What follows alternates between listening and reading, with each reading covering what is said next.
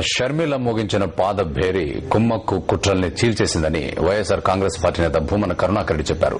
షర్మిల పాదయాత్రలో 3.5 కోట్ల మంది భాగస్వాములయ్యారని తెలిపారు. షర్మిల పాదయాత్ర ఒక అపూర్వ ఘట్టంగా మిగిలిపోతుందన్నారు. పాదయాత్రలో షర్మిల ప్రజలకు భరోసా కల్పించారని చెప్పారు. రేపటితో షర్మిల పాదయాత్ర ముగుస్తుందని చెప్పారు భూమన.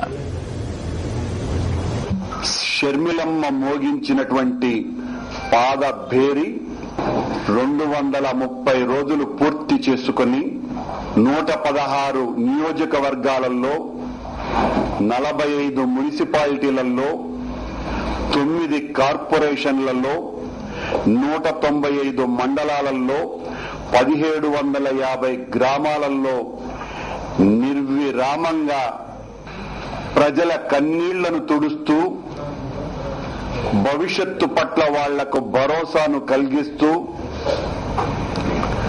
జీవితాల పట్ల ఆశలను చిగురింపజేస్తూ రాబోయేటువంటి రాజన్న రాజ్యాన్ని వాళ్లకు ధైర్యాన్ని నూరిపోస్తూ సాగినటువంటి ఈ షర్మిలమ్మ పాదయాత్ర ప్రపంచ రాజకీయ యవనిలో ఒక అద్భుతమైనటువంటి ఆదర్శ ఘట్టంగా సువర్ణాక్షరాలతో లిఖించేటువంటి చరిత్రగా మిగిలిపోతుంది. అంధకారం నింపినటువంటి నరకాసుర పాలనపై ఇది అతివ సాగించినటువంటి అడుగుల యుద్ధం.